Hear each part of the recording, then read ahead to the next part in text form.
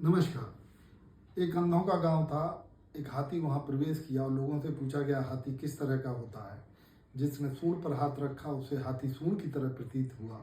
जिसने पूंछ पर हाथ रखा उसे हाथी पूंछ की तरह प्रतीत हुआ और जिसने पैरों पर हाथ रखा उसे हाथी लंबे खंबे की तरह प्रतीत हुआ। ये कहानी हमें तमाम तरीके के रहस्यों को व्यक्त करती है। आज इस कहानी का रहस्य एक इस तरह के विश्लेषण से जानेंगे जो समग्रता के सिद्धांत को जन्म देता है, यानी समग्रता का सिद्धांत जिसे कहते हैं। आप देख रहे हैं मूल भारत। समग्रता का सिद्धांत यानी होलिस्टिक अप्रोच, ये एक ऐसा जादुई सिद्धांत है, एक जादुई विधा है। जब हम इसके बारे में जानते हैं तब हमको समस्ती के दर्शन होते हैं, यानी कि समस्त प्रकार के रूपों के दर्शन होते हैं। वास्तव में चीज़ें एक निश्चित इकाइयों से मिलकर बनी होती है, यानी कोई भी शरीर एक निश्चित इकाइयों से मिलकर बना होता है।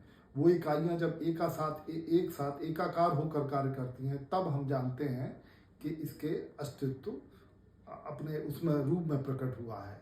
यानी मानव शरीर अगर हम हृदय के रूप में जाने तो वो नहीं है, मस्तिष्क के रूप में जाने तो वो भी नहीं है, अपने किसी किडनी या अन्य अंग के रूप में जाने तो वो भी नहीं है। ये समस्त अंगों का एक साथ कार्य करके प्रतिफल के रूप में जो अस्तित्व होता है उसको मानव जीवन के रूप में जानते हैं। मानव जीवन के साथ साथ हम इस होलिस्टिक अप्रोच को स्वास्थ्य के क्षेत्र में, शिक्षा के क्षेत्र में या फिर भाषा के क्षेत्र में भी जान सकते हैं। भाषा के रूप में अगर आप देखेंगे तो ये बड़ा स्पष्ट अभिव्यक्त करता है सिद्धांत ज्ञान को। कहते हैं कि यदि भाषा के शब्दों का मेल मिलाप इस तरह किया जाए, भाषा के शब्द इस तरह जुड़े हों जिनका कोई अर्थ नहीं आता हो, तो आप उसे भाषा नहीं कह सकते। यानी शब्दों का मेल इस तरह से होता है कि वो एक रूप को, एक अर्थ प्रकट करते हैं, तभी उनको हम समझते हैं कि भाषा है। यानी ये समग्रता के साथ इसको जब देखेंगे तब एक वो अर्थ और उसका रूप प्रकट होता है।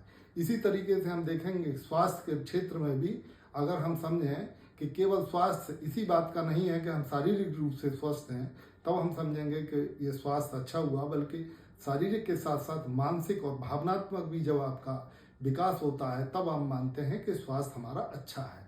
इसी तरीके से शिक्षा के क्षेत्र में अगर माने कि केवल शिक्षा आपको ज्ञानात्मक है, इंफॉर्मेटिव है, तो आप समझेंगे कि इस तरह शिक्षा जब सही नहीं है, बल्कि शिक्षा जब आपका भावनात्मक, मानसिक और आर्थिक भी विकास जब करती है तब हम जानते हैं कि ये एक तरीके का अच्छा शिक्षा का भाव है।